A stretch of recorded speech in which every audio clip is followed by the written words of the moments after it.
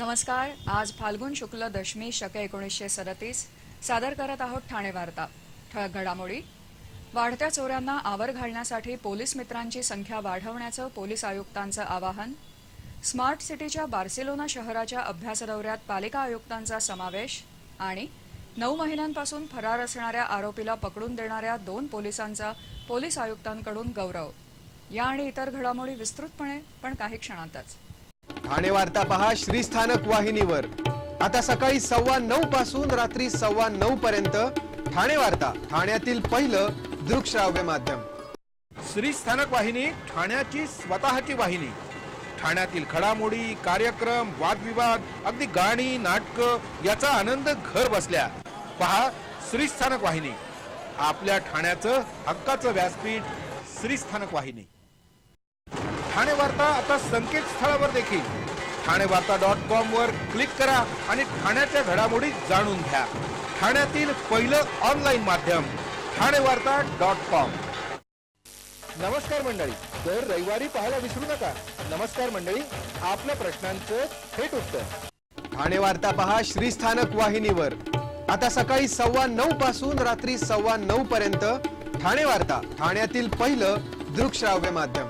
राज्यात smart city संकल्पना प्रभावीपणे कशी राबवता येईल याचा अभ्यास करण्यासाठी बार्सिलोनामध्ये गेलेल्या शिष्टमंडळात पालिका आयुक्तांचाही समावेश आहे. राज्यात स्मार्ट सिटी संकल्पना प्रभावीपणे कशी राबवता येईल, यापुढे नेमकी आव्हानं कोणती, त्याचा सामना कशा पद्धतीनं करता येईल, यासाठी आधुनिक तंत्रज्ञानाचा कसा वापर करावा, अशा विविध विषयांचा अभ्यास करण्यासाठी राज्याचं एक शिष्टमंडळ बार्सिलोना शहराच्या अभ्यास दौऱ्यावर गेलं आहे. माहिती तंत्रज्ञान विभागाचे प्रधान सचिव VK गौतम, महापालिका आयुक्त संजीव जयस्वाल, मुख्यमंत्र्यांचे विशेष कार्य अधिकारी कौस्तुभ धावसे यांचा या शिष्टमंडळात समावेश आहे. राज्यानं माहिती तंत्रज्ञान, नागरी विकास, ई-गव्हर्नन्स, पारदर्शी हमी सेवा अशा विविध क्षेत्रांमध्ये उल्लेखनीय कामगिरी बजावली असून या अभ्यास दौऱ्यात याबाबतच्या माहितीची देवाणघेवाण होणार आहे.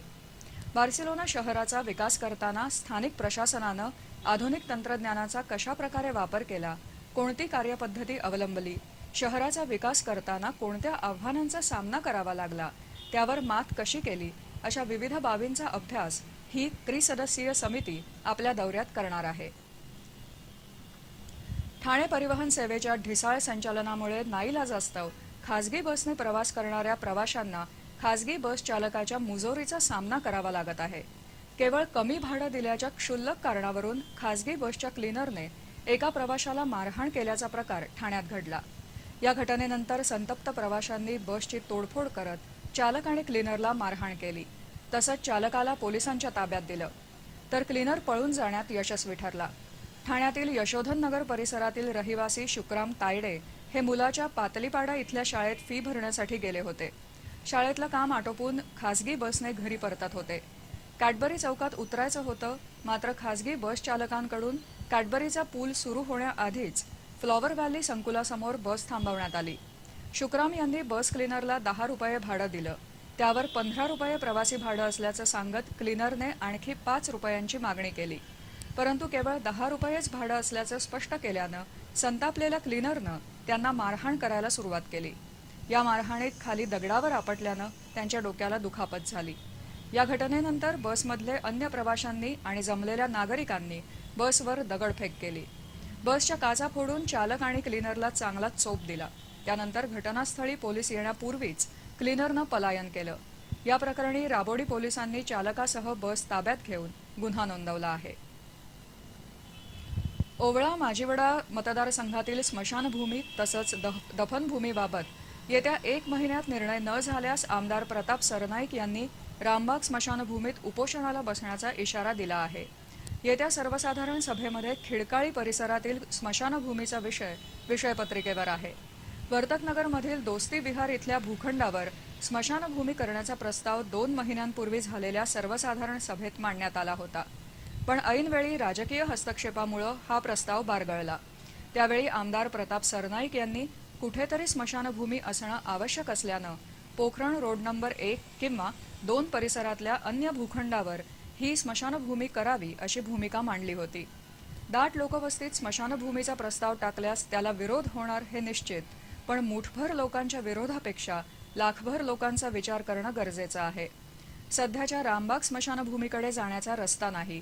कोकणीपाडा इथली स्मशानभूमी बंद अवस्थेत आहे. अशावेळी वर्तकनगर, शिवाईनगर, शास्त्रीनगर, लोकमान्य नगर, उपवन, वसंत विहार इथल्या जनतेला अंत्यसंस्कारासाठी वागळे इस्टेटमध्ये जावं लागतं. यामुळे मोठी परवड होते.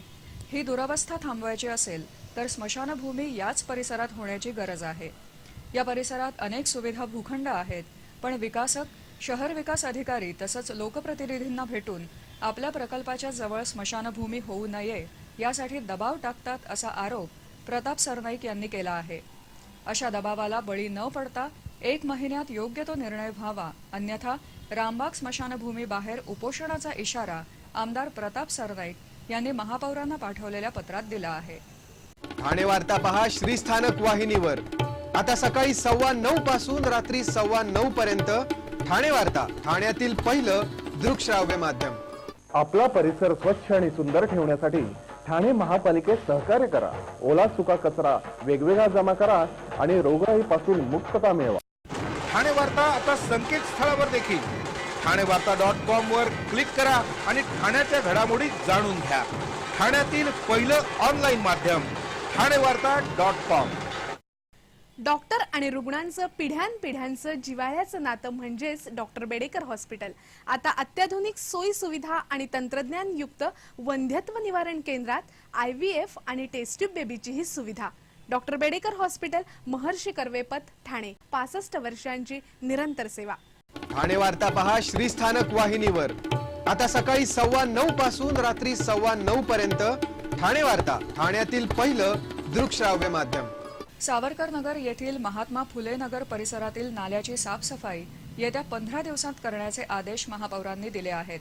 स्थानिक नगरसेवक दशरथ पालांडे तसंच घनकचरा व्यवस्थापन विभागाच्या अधिकाऱ्यांसह महापौरांनी काल या नाल्याची पाहणी केली.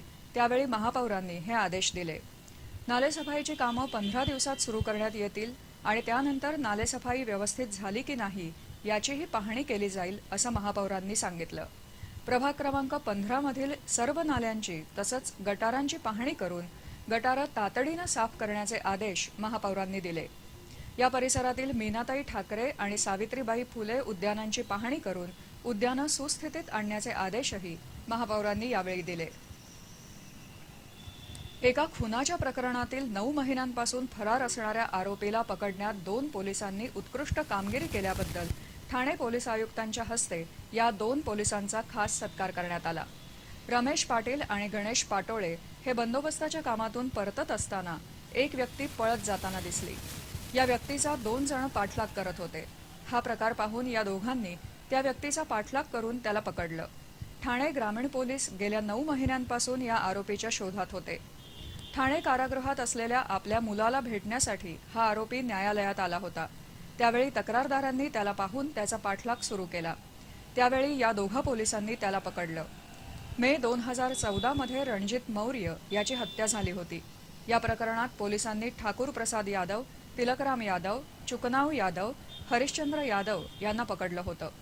या प्रकरणातील ठाकूर प्रसाद यादव आणि संग्राम यादव हे हत्या करून फरार झाले होते. ठाण्यातील भर बाजारपेठेत गर्दीत पळताना ठाकूर प्रसाद यादवला रमेश पाटील आणि गणेश पाटोळे या दोघा पोलिसांनी पकडलं. पोलीस आयुक्तांच्या हस्ते या दोघांना प्रमाणपत्र आणि 2,000चं पारितोषिक देऊन गौरवण्यात आलं. दिवा, मुंब्रा, शीळ परिसरातील पाणी टंचाई दूर करण्यासाठी या परिसराला अतिरिक्त 10 दशलक्ष घनमीटर पाणी पुरवठा केला जाणार असून या बदल्यात ठाणे महापालिका 10 दशलक्ष घनमीटर पाणी महाराष्ट्र औद्योगिक विकास महामंडळाला देणार आहे. कल्याण ग्रामीण विधानसभा मतदारसंघातील भीषण पाणी टंचाईचा प्रश्न सोडवण्यासाठी झालेल्या एका बैठकीत हा निर्णय घेण्यात आला.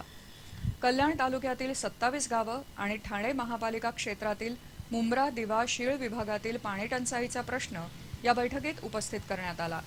ठाणे महापालिकेकडून 10 दशलक्ष घनमीटर पाणी पुरवठा महाराष्ट्र औद्योगिक विकास महामंडळाला देण्याच्या बदल्यात महामंडळाकडून मुंब्रा, दिवा आणि शीळ विभागाकरता 10 दशलक्ष घनमीटर पाणी देण्याचा निर्णय या बैठकीत झाला. या बैठकीला जलसंपदा मंत्री गिरीश महाजन, महाराष्ट्र औद्योगिक विकास महामंडळाचे मुख्य कार्यकारी अधिकारी भूषण गगराणी, पालकमंत्री एकनाथ शिंदे उपस्थित होते. ठाणे पोलीस आयुक्तालय परिसरातील वाढत्या चोऱ्यांना आवर घालण्यासाठी पोलीस मित्रांची संख्या वाढवा, तसंच खासगी गृहसंकुलांमध्ये सीसीटीव्ही लावण्यासाठी संवाद साधा, असे आदेश पोलीस आयुक्त परमवीर सिंग यांनी दिले आहेत. ठाणे पोलीस आयुक्तालयातील गुन्ह्यांचा आढावा घेण्यासाठी झालेल्या बैठकीत पोलीस आयुक्तांनी हे आदेश दिले. या बैठकीला 34 पोलीस ठाण्यांचे वरिष्ठ पोलीस निरीक्षक, सहाय्यक आयुक्त, सर्व परिमंडळांचे उपायुक्त उपस्थित होते. यामध्ये गेल्या महिन्याच्या तुलनेत दिवसा होणाऱ्या चोऱ्यांचं प्रमाण वाढल्याबद्दल पोलीस आयुक्तांनी सर्वांचं लक्ष वेधलं. जानेवारी 2016 मध्ये दिवसा 22 चोऱ्या झाल्या होत्या, तर फेब्रुवारीमध्ये 33 चोऱ्या झाल्या. या चोऱ्यांपैकी अवघ्या 4 चोऱ्याच उघडकीला आल्या. याउलट जानेवारीमध्ये रात्रीच्या वेळी 111 चोऱ्या झाल्या होत्या, तर फेब्रुवारीमध्ये यामध्ये 35 घट होऊन 76 चोऱ्यांची नोंद झाली.